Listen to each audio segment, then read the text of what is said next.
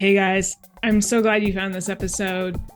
No matter whether you feel like at this point in your life you are neurotypical, you are neurospicy, and you've known this for a very long time, perhaps most of your life, perhaps just in the last few years, or even if you're starting to wonder, hey, I've been hearing a lot about certain things, ADHD, autism, OCD, other neurospicy flavors. And sometimes I feel like that's a little bit me. No matter what, I absolutely appreciate everybody in the STEM community who's willing to talk about what even just a few years ago felt like pretty taboo topics, right? You don't admit that you're not perfect. You don't admit that perhaps your brain is wired in a slightly different way. Or you've had a diagnosis for so long that you are just like, this is who I am, and you move on and you don't even really think about it. But there's this whole core of people, myself included, and today's guests included, that we did okay as a kid. We did fine. We did the school things. We got the good grades, blah, blah, blah. And everyone was just like, okay, this kid is fine. No worries. Cruise them through the system. And then at some point, something starts to crack. The wheels start to slightly jitter and start to come off the train. And all of a sudden, things aren't as fine anymore. And I very much resonate with this so strongly. I was probably about 32, so I'm 35 now for reference, 31 or 32. And one day in a therapy session, I don't even remember what we were talking about, but my therapist very gently offered, do you think you might have some ADHD? And she probably didn't say some ADHD, but that was the intent, right? Just looked at her and I was like, no. And my brain was immediately like, ADHD, isn't that the thing that young hyperactive boys have? That's not an adult thing. That's not a thing that women have. Come on, right? And I just didn't know. It had never been offered to me before. I had no idea that this was a possibility. Sure enough, I ignored this advice or comment for well over a year. But fortunately, my brain is really good at latching on to things that are either so in alignment with me or so discordant to me that I was able to be like, well, over time, this thing that I just blew off, it's got something going on there. I really struggle to focus on one thing for a very long time, or honestly, any time at all, most days. I tend to get distracted. I tend to butt in on people's conversations. I tend to feel really uncomfortable in certain situations because I feel like I don't know how to relate unless I share a personal story, and all these other things that just started to kind of click together. So sure enough, about a year or so later, I said, hey, all right, you might be onto something. And we did some evaluations, some extensive, over the course of 2 or 3 sessions, evaluations, and came back with, yep, definitely have fairly strong ADHD, a few small autistic traits, things that I kind of knew about myself, but I was like, I don't know, I guess this is normal or not normal. I'm not sure, but a lot of sensitivities to light and sound and feeling. I have this memory. I'm going on a family trip, and showing up. This was only about a year and a half ago. And there being this light bulb over the kitchen table that everyone was sitting at and having a lovely conversation, having dinner. And I was just like, I cannot fucking function. This light bulb is just staring at me. People are trying to engage with me. They're trying to ask me questions about how work is going and how I'm doing. And I'm trying to answer. And I just feel like I'm about to scream. What the hell is wrong with me, right? And now I'm like, oh, okay, there's something about bare lights that I just can't do. And it's not actually a big deal to just be like, hey, the lighting in here is pretty rough. Can we change it? Can we slightly shift something? I'm having a hard time, engaging. And you know what? All right, if someone in that room might have thought to themselves, geez, Anna's being fussy. Okay, that's their problem. That's not my problem. If people want me to be able to show up as a civilized, interesting, excited, and engaged adult, then occasionally there has to be tiny little tweaks. And the same is true for you. If there's certain things that you just cannot cope with, and they can be easily fixed or they can be fixed over time, that's your right. So this conversation with Kimberley Corwin, Dr. Kimberley Corwin, digs into things like that, digs into also some really amazing work she's done with the department she's in and starting a Neurodiversity Club. So I'm really excited for you to meet her, hear our conversation. Let's dive in. Dr. Kimberley Corwin, I'm so glad that you are on the podcast today. Welcome to STEMdenity. So you're currently a postdoctoral fellow at Colorado State University Atmospheric Science, my alma mater. Whoop, whoop. You got your PhD from CSU Atmospheric Science, where I got my PhD with Dr. Emily Fisher, right? Yes. Yep. Worked with Emily for the PhD.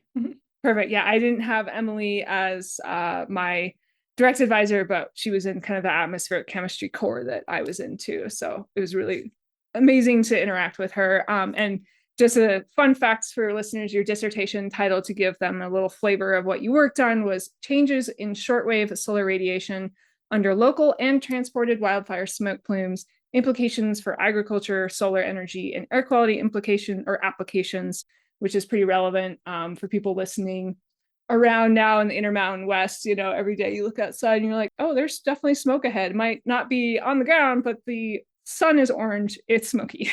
It's been a bad fire year so far. I'm super excited you're on because I feel I'm really proud to be part of CSU Atmospheric Science because, in my opinion, it's been a very progressive department. They've always put a lot of effort into students and mental health and actually having forward conversations about mental health, not just sort of waiting for, disaster, like actually trying to be on top of things. And one of the really, really cool things that you've done is you've started the first ever Neurodiversity Club for both CSU Atmospheric Science and the Cooperative Institute for Research in the Atmospheres, or CIRA, which is an institute that works with atmospheric science at CSU. And I'm definitely, I want to talk about around the club, how you decided to start it, how it's going, advice for people who might want to start something like this. But I also really love the journey of how people got into science, right? Everybody is unique. Everybody has a cool story. So, going way back to little Kimberley, how did you first get into science and then eventually atmospheric science? Yeah. Thanks, Anna, for having me on. I'm excited to be here and chat about kind of my journey and the Neurodiversity Club we've got going. So I grew up in Colorado. I'm from Eagle County. It's a bit more rural. I think when I was growing up, it's about 30,000 people total in the whole county. So I spent a lot of my childhood playing outside, playing down by the river, having my mom continually yell at me not to roll around in the red dirt because I was going to stain everything that I owned. And I remember really loving, like, there's actually like a little known volcano outside of Eagle in Dots Arrow, and there were some old lava flows there that we could go and like explore and find little crystals in the basalt flow. And that was always really fun. And I was kind of the kid who was obsessed with natural hazard, like disaster movies. So it was like all about Deep Impact and Twister and The Core, all those fun movies, and kind of like loved all of the people who were like the geologists or the astronomers who were like trying to understand what was happening in the world at the time. I even like had the Twister movie poster up on my wall growing up.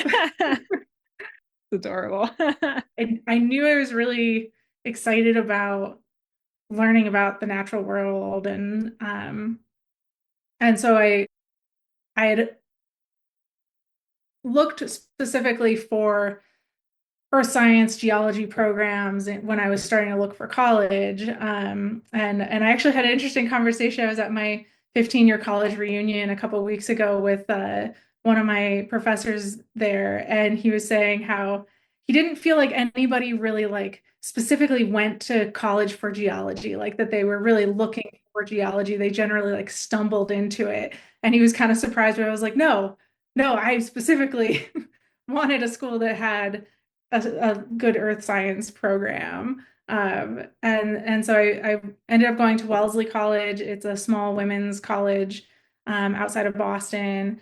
I really loved the idea of just being in an environment where it was all women and all the leaders there were women, all the like STEM majors were women. Like it was a very empowering space to be in.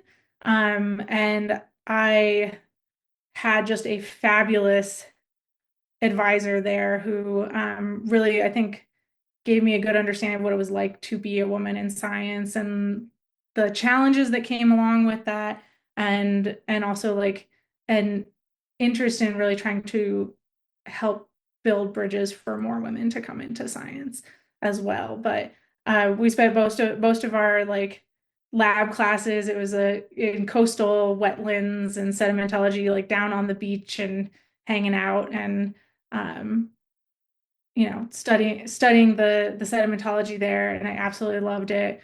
Um, After college, I chose to intern at the Smithsonian Natural History Museum in DC for a little over a year, working with the Cities Under the Sea program, which was kind of merging kind of the archaeology and coastal sedimentology side of things.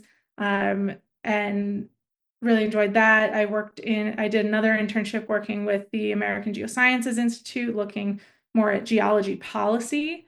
And that kind of got me interested in really wanting to do something at that intersection between science and policy work.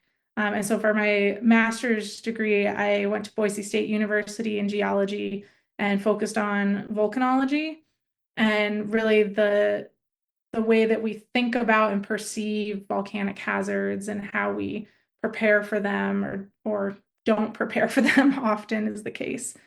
Um, and so I took a couple years off after that and ended up kind of finding my way back to earth sciences over time. But that's kind of the journey I took to get to CSU. That's incredible. You just casually had an internship at the Smithsonian.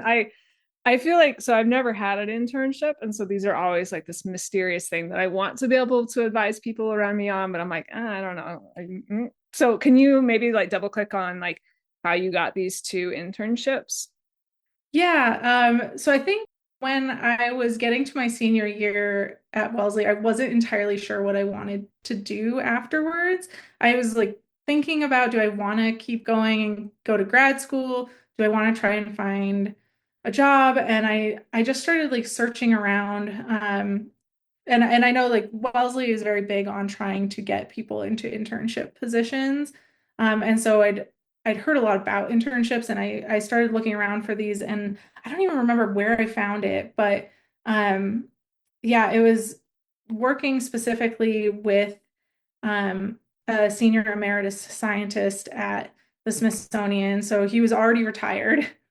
And he just still loved doing the research that he'd been working on for decades. And so he worked in the Mediterranean, mainly in the Nile Delta and off of Greece, and had started out doing diatoms, which are like really tiny little creatures, and had kind of progressed through his career and ended up marrying his love of history with geology through this geoarchaeology kind of program. And I was a geosciences major in college, but I was also a medieval Renaissance studies major. And so I That's really amazing. liked finding somebody who like had that similar like weird, we like history, but on different time scales sort of vibe. And then like how can we bring those together? And I reached out to him and it worked out for me to go down there. The biggest challenge was it was an unpaid internship, which Mm. is definitely a challenge in DC. Um, and yeah, so I ended up staying there for about 13 months working with him. I found out afterwards that apparently when I went to turn in my badge, that interns weren't allowed to stay that long. And he was just like, I don't care. So I definitely went in to turn in my badge and they're like, you're still here? And I was like, yeah, I am. So funny. Yeah, I definitely encourage being able to get paid when you can, but if it's a good experience and you can swing it. Go for Yeah, it. and that was the thing was it was like it would not have been possible without support from my family. That is Mm, definitely. yeah. But yeah, so I was there for yeah, a little over a year. It was a really great opportunity to learn from the scientist I was working with was Dr. Jean-Daniel Stanley. And he's just a fabulous person to work with. And then when I finished up there, I kind of wanted to stay in DC, and but was still kind of working on applying to grad school in the fall and trying to figure out something to do in the spring. And I found AGI's policy internship. Mm, So a number of different geosciences and actually a lot of just scientific organizations in general have policy related internships that they offer. So AGU has one, AGI has one, AAAS has their congressional fellowships for when you're further along in your career. So there's a lot of different groups that offer these sorts of policy internships if people are interested in pursuing them. And so I was there for about 6 months, and it was a great opportunity to just learn how things worked on the Hill, how the congressional budget process worked. I was able to attend different hearings from some of the groups that focus on natural resources, on science, engineering, and always like with a lean towards what is relevant to the geology community and how do we um, make people aware of what's happening on the Hill that might be relevant to them. So that's kind of how I ended up in that one. That one was paid.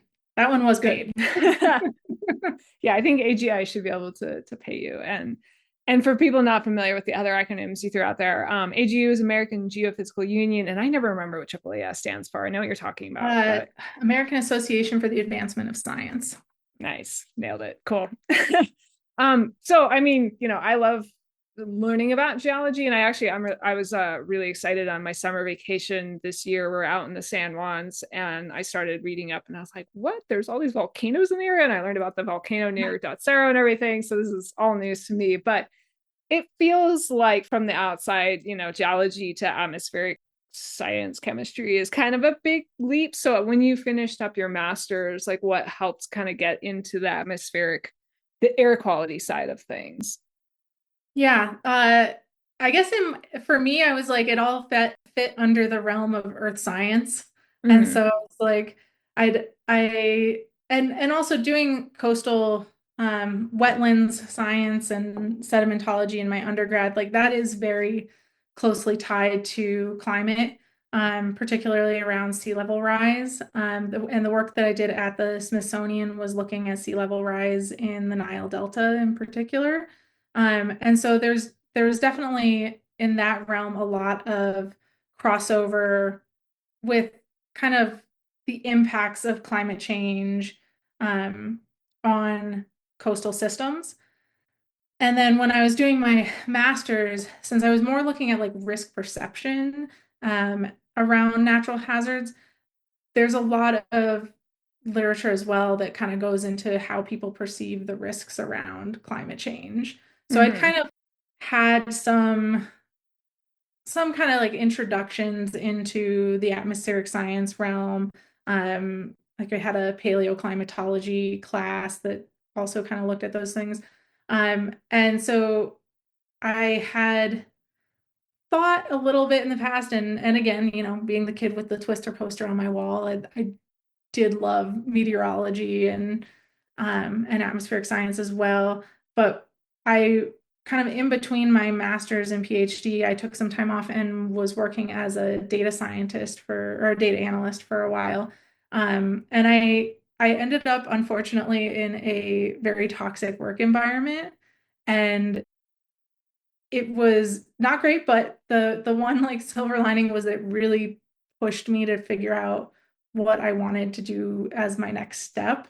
And I just kind of kept coming back to the fact that I really missed working in earth sciences and the questions that are asked in earth science.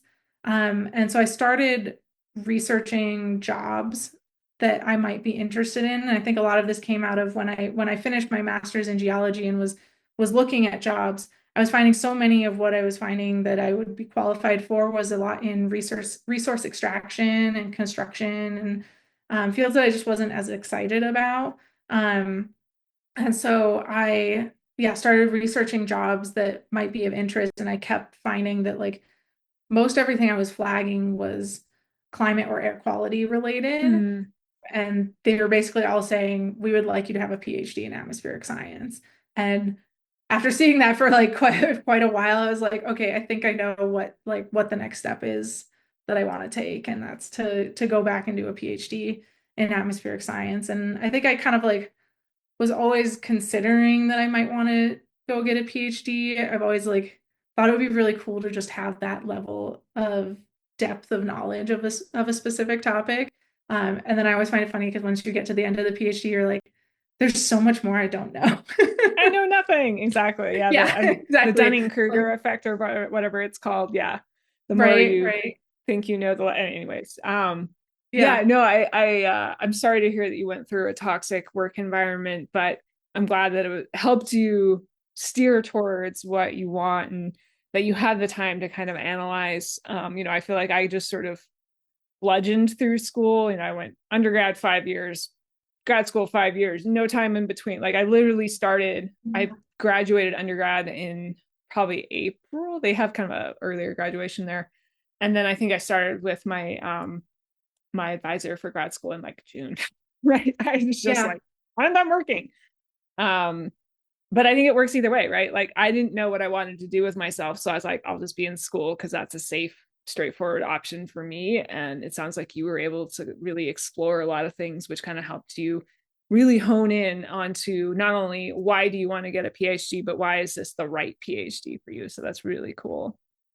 Yeah, and I think it's challenging because like everybody has different paths and it's really easy for people to compare themselves to other people's paths and to feel Yeah. like, oh, this is the path somebody took. I should do the same. And I know for me, like, especially after undergrad, kind of taking a moment and stepping off what felt like kind of like a railroad track that was like, okay, I could just keep going down this track, or I could go do this was really scary. Like, I think that's not an easy thing to do to feel like I see one direction and I'm gonna step off into like an unknown direction. Yeah. And but everybody's path is different. What was your support around those kind of scary transition times? Was it through your family, friends? Yeah, I think like for choosing to not kind of go straight into grad school afterwards was like my mom was always very supportive of just kind of following what my heart's desires were kind of thing. Um, which then realizing like having ADHD, my heart's desires can go in 50 different places all at once. So that can be a little challenging. Um, but no, she was always very supportive and I yeah, owe a lot to her and the fact that I was able to do that Smithsonian internship because like I come from a like first generation in college, working class, like single mom background. And so like her the work that she did to support me through being at the Smithsonian for an unpaid internship is just really profound to me that she Mm, made those sacrifices and I owe a lot of that to her. Um and then like moving through my master's and um my data analyst work afterwards and into the PhD. I know my partner Josh has been just a fabulous support for me through that. And like every time that I'm like, I don't know if I can do this, he's like, oh yeah, you can. You can. yeah. It's hard Yeah. now, but you can do it. And like Yeah. having that person that doesn't waver is really helpful. Yeah, I love that. I have a an episode sort of depending on timing, it will either have come out or will come out soon, kind of on, finding your people in STEM and that like I struggled for a long time to like I just didn't feel like it wasn't that I didn't get along with my fellow like grad students. I was just kind of like, I'm just not I don't know, I don't care about the things you care about, and I have a hard time interacting, but I really doubled down on ensuring like certain core relationships that were already in place. Like I really made sure to hold on to those during grad school because yeah, it was so important to be able to like go back to my mom or go to my good friend and just be like, Yeah, yeah, being able to like have my best friend from college come visit me, like yeah, while I'm like, oh, what am I doing? And she'd be you like, don't you're necessarily need doing to have great. 30 friends as long as you No. have a few people that can really support you through things. And you already, you touched on this already, but with you and I both have ADHD. We were chatting about this just a tiny bit before of our, neurospicy background. For me, I was a late in life diagnosis. My therapist sort of offered it to me as a suggestion, and I resisted for a year or maybe longer before I really took her seriously. So I was about 33 when I was finally like, oh, okay, this actually explains a lot of things. Did you have kind of similar things? Because what really made me be like, okay, there's something wrong is that I would go to work and my work demanded of me that I be like coding for 8 hours a day. And I hated it. I thought I hated doing science when I left grad school. Just turns out I'm not good at coding for 8 hours a day. Can't do it. I need like 16 things to like flip between, and then I'm very excited. Um, so do you have kind of similar things in school where maybe some of the things that you had to do started to feel more, or school or research, they were starting to feel like more challenging, like you didn't have the coping tools? Or was this something that you've kind of known about yourself for a long time and you already kind of were walking in like very well prepared to handle your type of working style? Oh gosh, I'm still figuring out how to work with my work style, I feel So am like. I, to be honest. Yeah. Yeah, I think growing up I was always the very last minute person. Like Mm, I know there are so many times that my mom reminds me of it being like, uh, she would ask me like, "Oh, do you have homework to do tonight?" And I would say, "No, I don't have anything." And she'd be like, "Okay, cool." And then all of a sudden on like Thursday night, I'd be like racing to finish something until like 4 in the morning. She's like, "I asked if you had homework," and I said, "Yeah, but it wasn't due until Friday, so yep. I didn't have homework on Tuesday. I had homework for Thursday."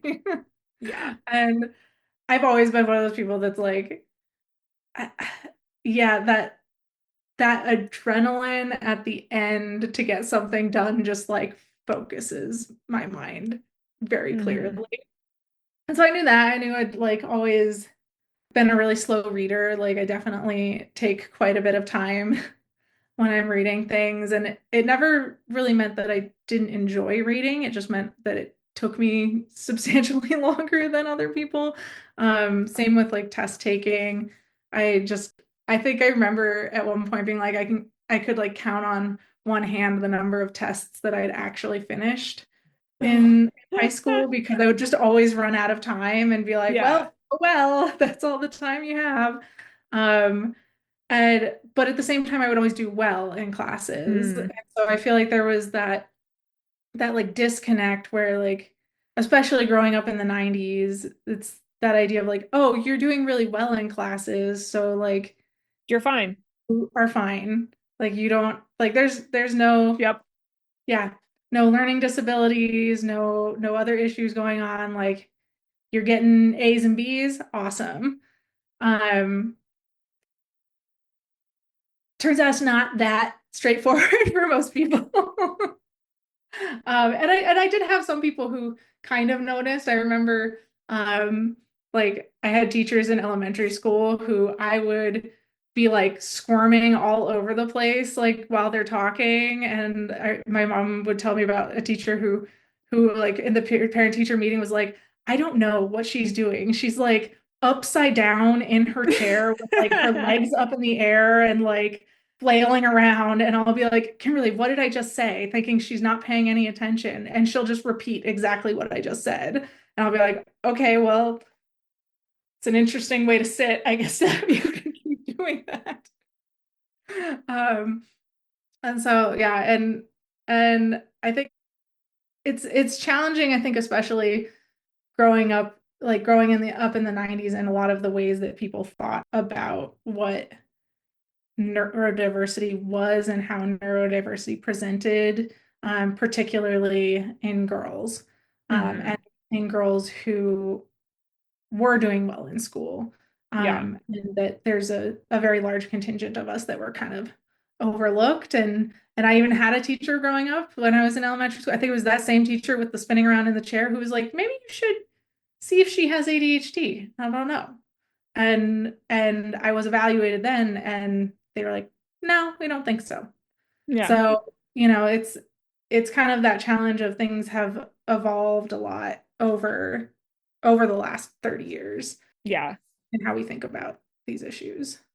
Yeah. My older brother was more the classic ADHD, quote unquote. It again, been growing up in the 90s of like interruptive, loud, blah, blah, blah, flitty, not great at finishing tasks. And, I think my mom was kind of like, I don't want to put my kid on medication. I'm not doing it. So, but that was sort of, and she never did. And so I think that was kind of like her prototype was that is the ADHD. And Anna sitting in the corner, lost in her head, reading books 24/7 is completely fine because she has good grades. And yeah, it took Mhm. quite a while to be like, oh, yeah, I sort of just like live in a fantasy land most of the time. And I'm like hyper fast about things so I can return to my fantasy land. That's kind of how I grew up. Yeah, I was like, I'm gonna plow through the school year so I can just go do what Anna wants to do. right. Right. And it's like I found out from like doing my eventual diagnosis in my 30s that they were like, yeah, you have ADHD, but you also have slower processing speeds. So Hmm. like all those times where you were like, I feel like I'm reading slower than everybody else, they were like, yeah, you were. And I was like, okay, Yeah. cool. Wish somebody had told me that then, but cool. Good Yeah. validation. No, I think these are really helpful. Like, I know people can be like, well, it's just a label or yeah. And it's like, okay, everything is on a spectrum, right? And some days are better than others. It's just really helpful for me to know things about myself so that when I'm having a hard time, I'm not mean to myself. Like my negative self-talk has gone down dramatically ever since I've kind of started to understand like what's going on. Because it used to be like, well, I read the book by the probably more neurotypical white dude that told me I should be able to block off 3 hours every single day for deep work, Mhm. and I can't do it. So I must be a failure. No, now Yeah. I'm just like, well, it is what it is, and blah, blah, blah. And it's okay that, I can't actually have a conversation if the lighting is wrong. And sometimes I need to just be like, can I fix the lighting? Because I literally can't talk until that thing is not glaring in my eye. Right. Like trying to figure out that like the things that you need accommodations for are acceptable. Like Yeah. you don't have to like apologize for needing some sort of accommodation around how things are set up.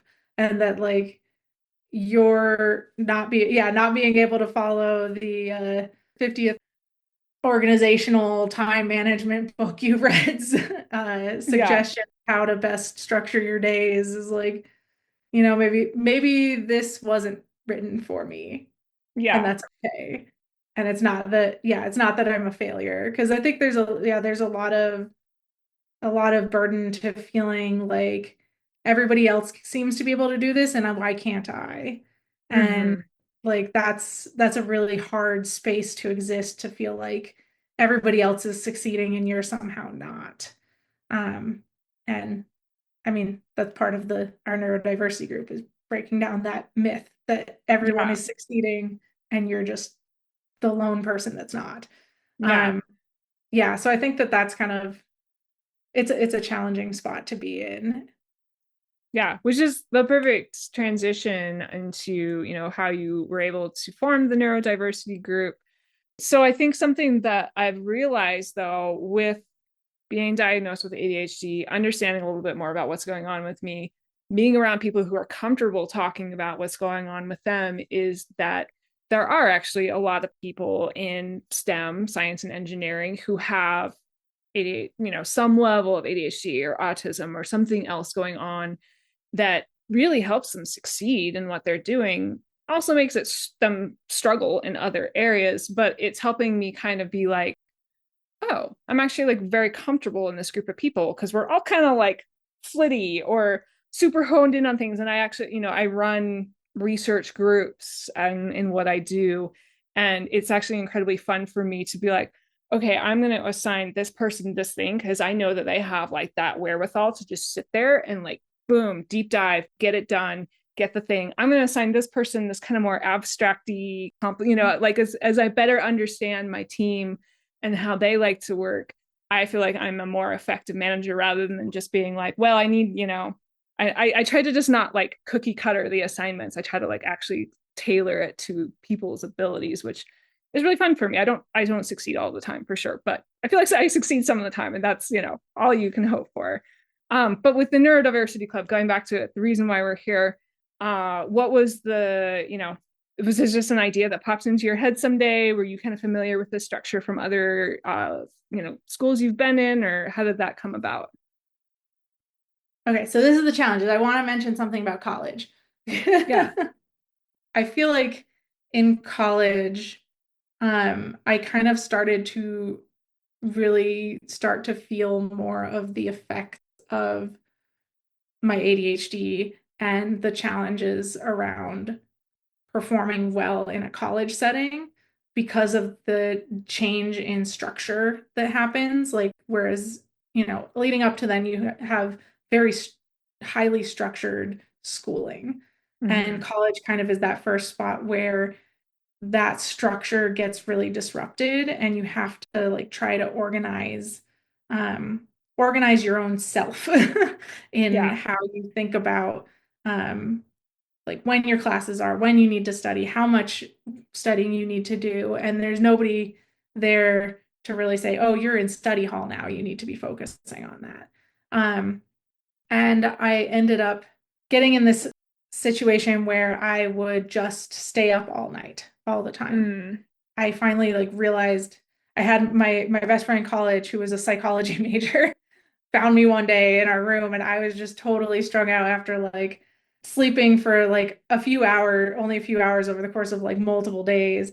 And she was finally like, you can't do this. This is not a healthy way to approach schoolwork and things. And I had to like really think more about how I was structuring my time, how I was structuring my days, and kind of come up with a way to just prioritize my health over Mm. school.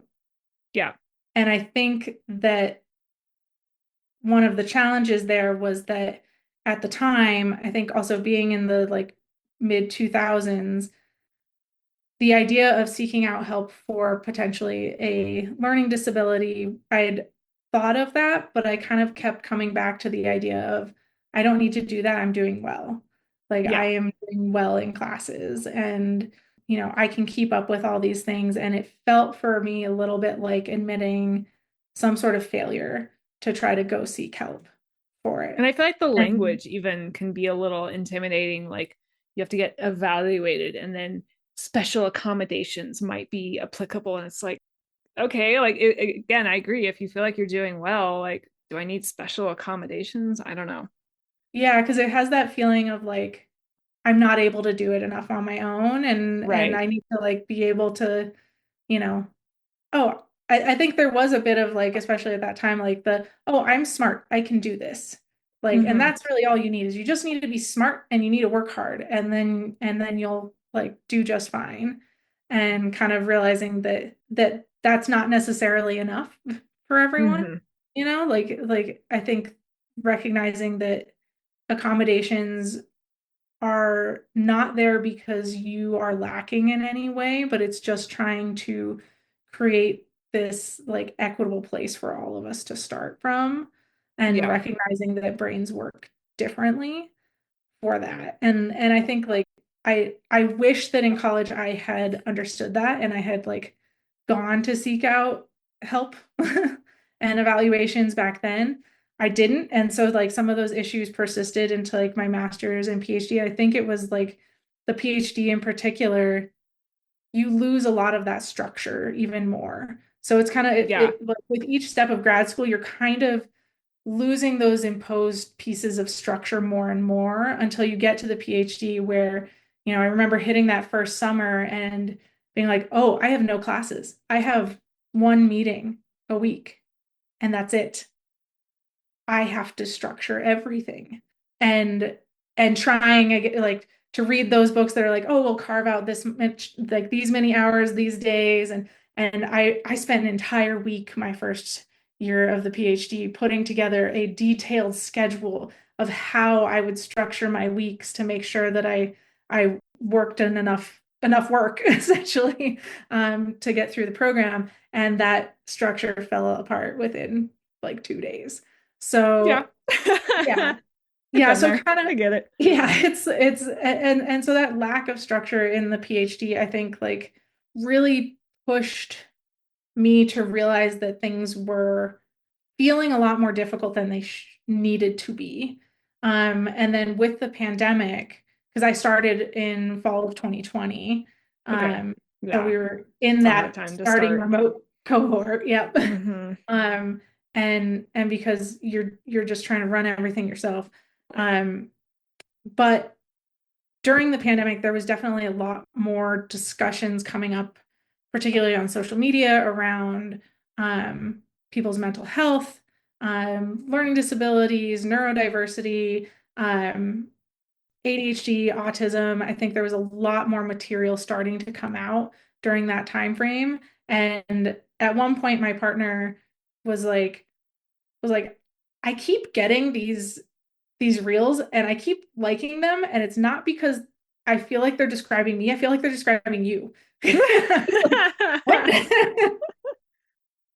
Yeah, he was like, I feel like they're describing you. And maybe you should listen to some of these. I would listen to him. I was like, I don't know. I think this is probably everybody. And so we looked up online this like how like are you ADHD? Do you have ADHD like Yeah. quiz thing? And I went through it and I hit the result button and they've got their little like green to red like color bar and it puts me on like the orange way over on Yeah. the side. And I was like, I don't know, Josh. I bet everybody scores in orange. Like this seems like it's probably rigged. And he was like, I was like, you take it. And so he takes it and like scores well over on the other side. And I'm sorry, wait, this is not a thing for you? Like I'd read a question, I was like, you don't that's not Hmm. Hmm. something you've experienced? And he's like, no, never. And I was like, what do you mean? What is this? I know I keep learning these things about people, and I'm like, you don't have conversations in your head all the time. You don't have songs stuck in your head all the time. Like, what? Like, Like what's going how? on in there? Is it just like an empty void? I'm sure it's not. It's, other ways of processing. But yeah, when I Yeah. was told I had ADHD, well, I wasn't told. I went through evaluations with my therapist, and I was like, okay, I'm convinced.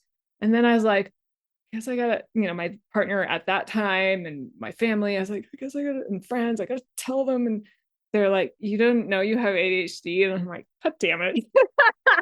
Yeah, like it's like you're the last one to find out, right? Hmm. Yeah. What do you mean? How did you all know? Like everybody I told afterward, like all my friends I told afterwards, they were like, yeah, that makes sense. And I was Hmm. like, oh, Rude. okay, Fine. cool guys, cool. But it was like really the being like, hey, you don't feel like it's like wading through like 3 feet of water just to try and do something that you want to do. Yeah. Or you have like a herd of geese and they're constantly like getting off track and fighting you of who gets to be the leader goose. And then another goose just like Yep. smashes its way in. It's like, I'm the leader now. Yeah. I'm like, It's like, but what if you paid attention to me instead? Like, exactly. no, it's so true. I would always ask my partner, I'd be like, we'd be out walking, I'd be like, so what are you thinking about? And he'd be like, nothing. And I'm like, What? what do you mean nothing? What do you mean nothing? That's not possible. Doesn't You make can't not sense. be thinking anything. Like there have to be at least 10 Hmm. other things you're thinking about, right? And he's Hmm. like, no, just nothing, just walking. I'm like, Amazing. Yeah. what a Absolutely love wild. it. I'm fascinated. I'm so fascinated to learn how other people process. Like I dated someone once who has a very different visual processing core than me. And his is like, I can't even describe it. Like I'm a very vivid visualizer. I Mhm. can like I can't watch like gory movies because I will just memorize the freaky scenes and then my brain's like, hey, it's 11 o'clock at night and I've Yep. noticed you can't go to sleep. And would you like to replay that over and over and over and again? I'm like, no, I would not. So no gore for me. But he's like, yeah, it's like, if you told me to visualize a green apple, I would have to like go to the the file folder in my brain and first pull out like apple and kind of like construct apple, and then I need to find green and like put it on, and I'm like, what is Yeah. this? Yep. Yep. The file folder system is definitely my partner as well. Amazing. Yeah, I love it. I love all our brains. So with the Neurodiversity Club, I think it's been a success, right? People are going. It's I'm hopefully it's I haven't actually been to a meeting. Maybe you guys will let me sneak in. I know I'm in systems Oh yeah, engineering, yeah, but of course. I used to Of be course. there. So, Yeah, no, it'd be fun. it's the group was really around like me and my friend Madison, we started Hmm. together in the program, and she was also in my group, and so the two of us were kind of hitting these same issues at the same time, where we were going like, okay, this PhD is like not enough structure. We don't entirely understand what we're doing. Like, there's not a good like roadmap here. And then we were both seeing like all of this increase in media around neurodiversity, and starting to really wonder like, hey, a lot of these things are making sense for us. And for me, it was on the ADHD side, and for her, it was on the autism side. And so we shared an office, and we would be chatting about this, nicely distracting. I mean, mostly me, I'm the ADHD one, I'm the distractor. So I'm Yep. like, we're like chatting about these things and realizing like, hey, we have sometimes very similar issues that we're dealing with, but we're actually like coming at them from entirely different perspectives. Mm. So like for me, I was learning about routines and like the importance of routines. And like for my friends who were diagnosed with ADHD as children, they're like, of course, routines are necessary for us, or they like you won't get anything done. And Yeah. so like I was talking about how like, oh my God, I hate routines. I hate them so much. They're just like, I'm stuck doing the same thing over and over again. It just feels boring and awful. But like if I don't have a routine, I will just like flit around everywhere, and nothing will get done. And Madison would be like, "Oh my God, I have to have routines, but I love them so much." And she's just like, "I need them and they make me so happy." And so it was like the same accommodation, but had like felt completely different and had different purposes for each of us. And that's just like one example of many, but we ended up we both went through our diagnoses at about the same time, um, and and got them back. And we just like, as we were talking more and more about these things, we were just like, we find this really helpful. I feel like other people would find it really helpful to be able to talk to each other about these things, especially as more people, especially in STEM and who are women, are getting later diagnoses of neurodiversity. And so we were like, maybe we can try to make a group, like some sort of support group, and um, decided we wanted it to just be, we were like, let's just make it some like informal group. We're not going through any like official university channels or Yeah. needing a faculty advisor or anything. Like we just want to send out an email and see if people might be interested in this. And in the end, we ended up with, I think, like 40 people on our mailing list. That's really impressive. Yeah, Yeah. we're like, hey, who might be interested in this? And so we started it up about 2 years ago. It's been really great. Like we've usually try to meet this semester. We've been making some changes, and we really like how it's coming together. But we're trying to meet kind of every other week. It's open to anyone associated with the atmospheric science department or with CIRA, the Cooperative Institute. That includes students, faculty, and staff members. And we have members from each of those groups who come to our meetings. And we try to kind of come up with a discussion topic that people have expressed some interest in the past, to discuss. And this has evolved over time. I think early on we weren't entirely sure like what the best way to organize things were. So we had some very like loosey-goosey conversations that drifted all over everywhere. But Now I think, and I think that that had some mixed feedback around how effective that was. This year we really tried to like take a more structured approach, um, and in the end, I feel like people really enjoyed having those like really focused conversations and getting to talk about the challenges they've faced in the program, but in life in general, and how they've worked on addressing challenges that they've encountered, and just like functioning as an additional piece of support for people in the department.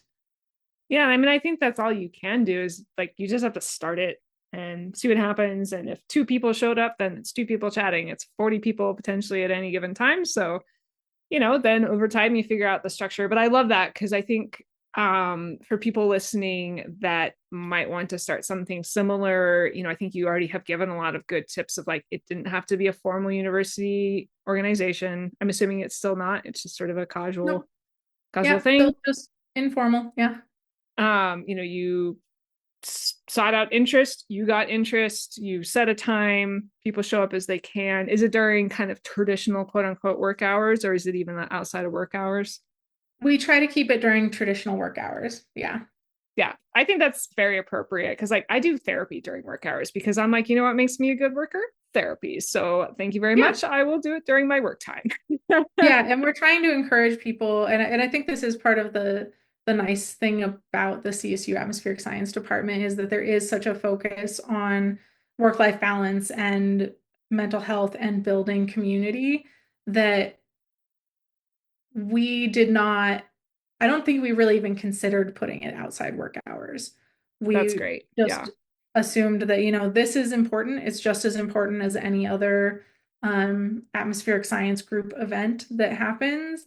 And people, if it's going to help them um, through their program or through their work that they're doing, then it's worth having as a piece of your actual workday that's carved out. Yeah, I think that's really awesome. And, we've talked about how CSU Atmospheric Science is very open. It's a very welcoming community, but it doesn't mean that everybody's on the same page. Have you met with any challenges or resistance to this club, or are the people who don't like it or care for it, they're just keeping their opinions to themselves? I think most people keep their opinions to themselves if they're not That's good. not so interested in it. Yeah. Yeah, I don't think Madison or I had any direct pushback on forming the group. Everybody seemed actually pretty excited about it.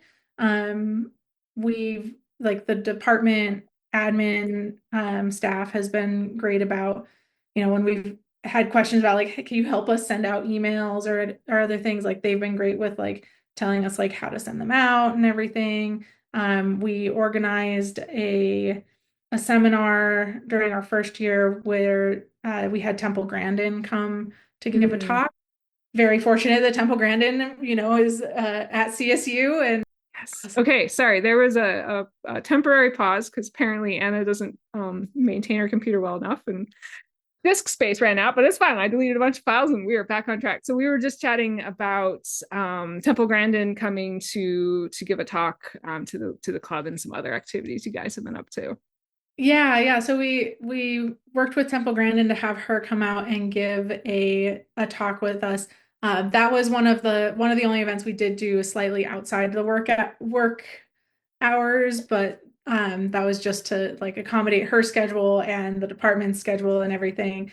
But the department was really open to having her come and give a talk to everybody, and it ended up being kind of like standing room only in the I can room because we imagine. opened it up Yeah. to the whole department and Sierra as well, and yeah, it was really well attended. People really enjoyed the chance to get to hear from her as such a prominent activist around neurodiversity and autism as well. So I and then we've also worked with the department's Access and Success Committee around creating a reflection room on our campus. So CSU has reflection rooms around the main campus area. They're good for sensory safe spaces. They're also good for use for prayer rooms or just general reflection, quiet rooms. The Foothills campus at CSU actually doesn't have any reflection spaces built on them. And You mean the so weird like maternity room off of the second floor women's bathroom isn't reflection? so yeah, so that is not It was a great room for when I was like really overwhelmed in grad school, just go and like lay down for 5 minutes by myself. But yeah, not the best. yeah, we were like, maybe it's not the best idea to have the Yep. only like sensory space safe space be the lactation space as well, That's and what it was. also Yeah. have it only accessible via walking through a women's restroom. Yep. Which I feel like I've also talked to many people who are like, this is not a great spot for a lactation room either. So No, yeah. It was a nice idea, but not well like, executed. yeah, we'll see what happens with that when they eventually renovate that floor. But no, we especially Madison was really vocal about the need for a sensory safe space on our Mm. campus. And we've worked with CSU's main campus and then also kind of like forged ahead on our own in some ways to at least get things all set up. I think even before we were able to get the official label and of reflection space and get added to the university's website. But it so we've gotten that in place in the atmospheric science main building. And I think that was a big push that was done in concert with our access and success committee as well. And so there's been a lot of ways I think that the department has helped be supportive for our group, even though again we're just kind of an informal group that came together and decided we wanted to do this. Yeah, I think, you don't know until you ask, and finding the sort of level of support. Maybe not every department would be as supportive as what you're describing, but you work with what you get, and maybe you're kind of told, yeah, go ahead, but don't loop us in. Then you sort of make your own email list, or like there's ways around all of these challenges. But I'm really glad that CSU, atmospheric science, has been so supportive.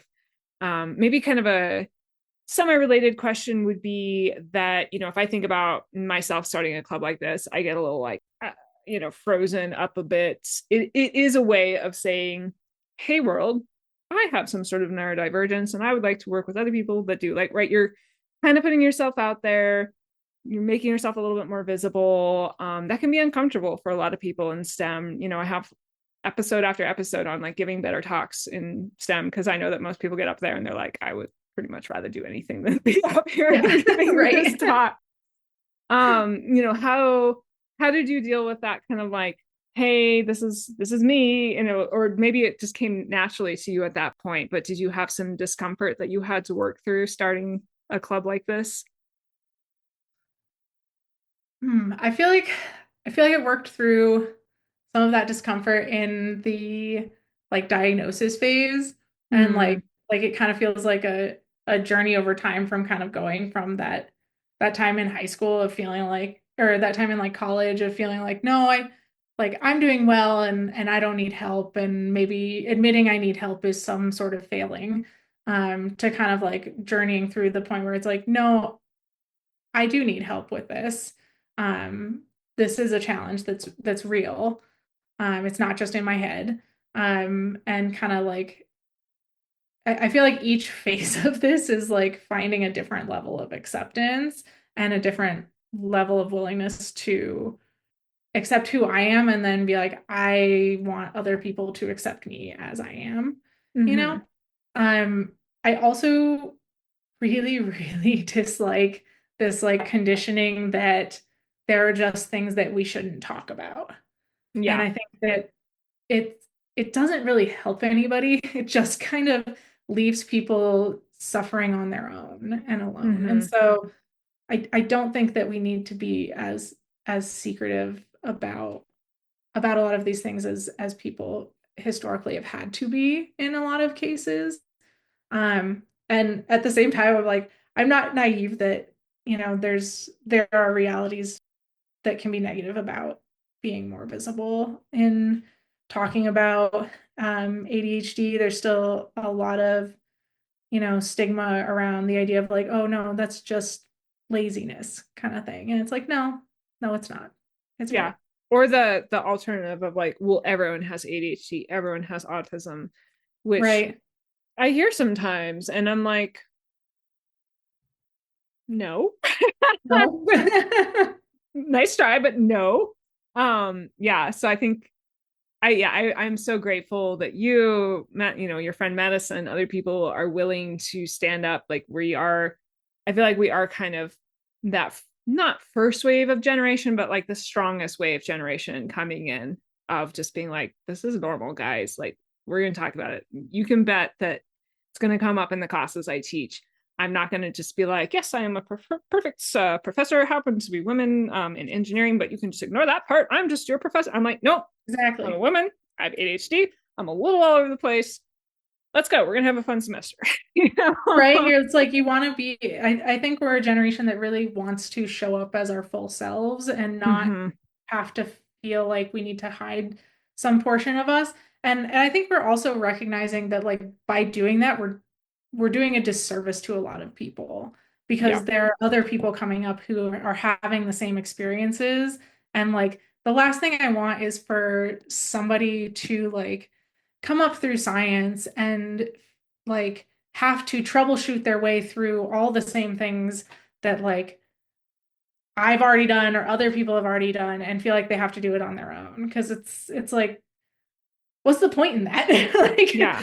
just I think it's so much better to try to build those bridges to bring people Mm-hmm. along with us and make it so that it's not as much of a stigma looking back and like and if that ends up being for like a job or anything, something that is a sticking point with them that they're not interested in somebody who, has these identities or might have these struggles, like it's not really a place I want to be.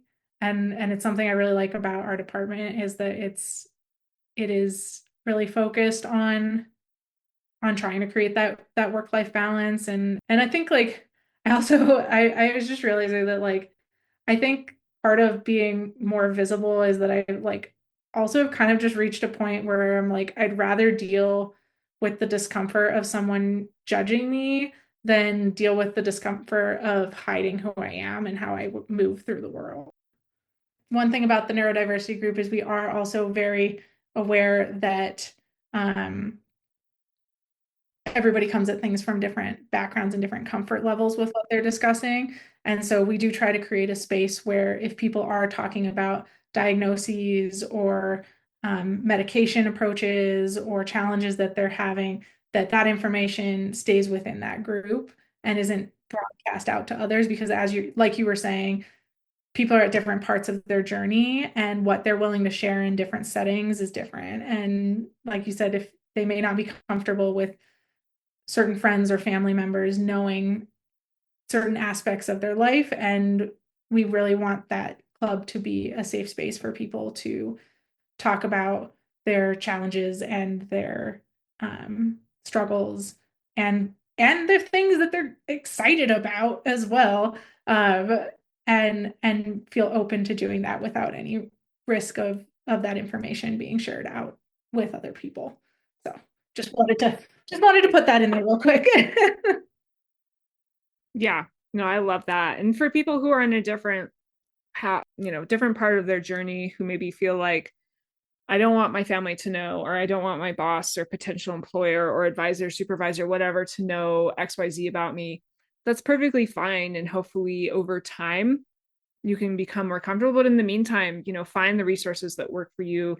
Something I love about your club, like it's not official, right? And there might be some people in there who they're not telling their parents they're going to a neurodivergence club every other week. It's not their Yeah. parents' goddamn business, right? It's your life. And, finding those spaces, whether it's a podcast or a book that's really written for people with whatever particular neurospicy you happen to be, gifted, like these are options. You don't have to be out invisible, but for the people who are comfortable with it, I really appreciate everyone who is willing to talk about things. Again, it started to make me feel very comfortable being who I was in my working space, because I've actually gotten to work with the same people through sets of jobs, because we all kind of like, all the atmospheric scientists in Fort Collins end up in the same little circles. Right. Many of them have, like very openly talk about what's going on with them. And I'm like, okay, this is cool. And now I give Brian all of my weird little hyper focused tasks because he's really good at them and I'm terrible at them. That kind of thing. Amazing. Yeah. I know we've been going for a while, and I do want you to get back, be able to get back. You're part of a Salt Lake City aircraft campaign, which is so cool because I'm from Utah, so I always get excited when there's atmospheric chemistry happening out in Utah. God knows we got a lot of pollution for people to sift through and figure Indeed. out. Indeed. But I do have kind of my two ending questions for the interview, for all of my interviews, that since this is STEMdentity, a podcast about, what are our identities in science and engineering and all of these different career paths. The first question is, what's your favorite shift or update in your identity, as a scientist or a person over time, kind of looking back? Okay. Favorite shift in identity. Yes. Okay, so I was trying to think about this one. So I think what I went with was kind of being a mentor or teacher. Um, I I remember like a lot of friends when I was like trying to figure out what I wanted to do with my life. A lot of like friends and family members who kept being like, "Oh, you'd be a really great teacher." And I kept thinking, that sounds awful. I don't think I would like that at all. Was like, no. And I think there was part of me that was maybe like I was never like a babysitter growing up or anything. I was like, I don't know, I don't know what to do with that sort of stuff. And I I kind of have realized over time that I actually really love being a teacher and a Hmm. mentor. And I like the times that I got to be a TA and like really dive into like in that case teaching geology and teaching intro geology and things and often to people who had no interest in rocks whatsoever. And then in the end they would be like, oh, I was out hiking with my friends and I started seeing all these features or these rocks and I was telling them all about it and I was so excited and I was like, yes, you have found the joy in the natural world, this is great. But then like moving into grad school and like now the postdoc, like being in a position where I get to work with students on a day-to-day basis and actually like serve as a mentor, answer questions and like provide advice and all these things like and teach, like those are actually, I'm realizing, the parts of my job that I enjoy the most. Um and and so that's been really fun. I also really like being a cheerleader for our group. Like I want to be that person who like when somebody's struggling to get something done and they're not sure that they can do it, like I will be there and be like, you got this. How do we work through it? And like and when they get to that point where they've like finished the task or they've like achieved the thing and like it's just so exciting to see how much people especially grow during a graduate program Mhm. from, especially like since there's a lot of people who are coming straight in after undergrad and like this is a 5-year program potentially and like kind of being able to watch that whole development that people have, I think is really really cool. Yeah, I love that. That's awesome. And then kind of the flip side of that question, which is what's a core piece of identity that you're proud that you still have? I was trying to think about identity for this one because I was like, I'm going through the checklist of the things. And I'm like, well, first generation from a working class background. I'm a woman in science. I'm really proud of being a woman in science. And like my undergrad college, their motto is women who will make a difference in the world. And I think a lot of us, that's really our overarching goal when we graduate from Wellesley. But I kind of also kept coming back to my grandfather. He was like grew up in the Great Depression, was one of 9 children in a family, largely just raised by his mom. Served in World War II. Like he lived through a lot. And every time I would see him, the thing he would always tell us was just to keep smiling. And like he'd always find that thing that you could find joy in. And I think I really took that to heart. And so like that's a piece of my identity that is really important to me, is like trying to keep smiling, trying to be that kind person, and understand what motivates people, their choices they're making, treat them with respect, and find joy in those interactions with people. And yeah, so really, like I just think back to my grandpa with his keep smiling advice. I love that. Yeah, it took me a long time to realize that, to a certain extent, not every day, not every moment, I can kind of choose my emotion, right? I don't have to be pissed off. I don't have to be, in a funk. I'm lucky that I don't have a lot of, I struggle with a little bit of anxiety, but I've never been a depressive person, right? I understand that there's situations that make it really hard. But for me, I'm like, you know what? I could choose to be happier. So I like the just keep smiling. It's like, yeah, I'm annoyed at this dumb HR thing I got to deal with, but whatever, it will sort itself out. Every time it's an HR thing. I am so bad at paperwork. Yeah. I really just want someone to follow me around. And I think they're called personal assistants probably, and just be like, Anna, here's your paperwork that I did for you. Anna, here's your emails that I curated, and this is the one that I need you to still answer. Right. So you're great. Like, here, just sign here. Thank you very much. And this one too. Okay. So like, I trust you. And I understand that this is probably where people are like, well, that's what AI is for. And I'm like, no. I want a person doing this that I trust. The problem is with the AI is then I feel like I need to go double check it. So exactly. Can't trust it. I haven't solved my problem there.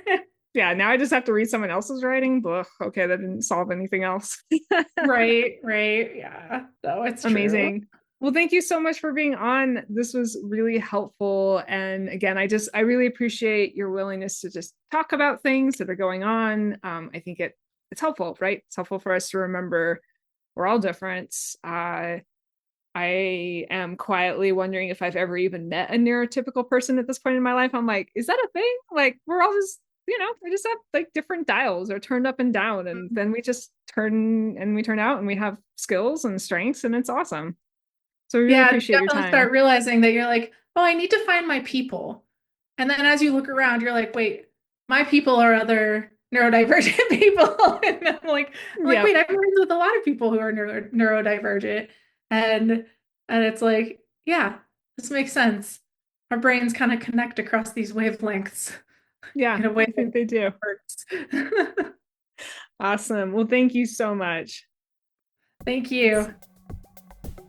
As I said at the beginning of this episode, I'm so grateful for this conversation. I'm so grateful for the people in my life who are comfortable enough to talk about these things. And that doesn't need to be everyone, right? Not everyone needs to talk about everything that's going on.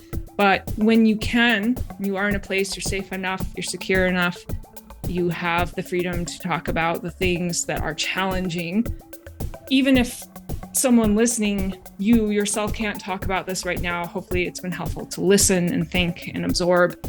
And I think that will be my learn and move your feet for the week. So we listened to a lot of things, so many good ideas. What's something that you could potentially implement right away? Move your feet.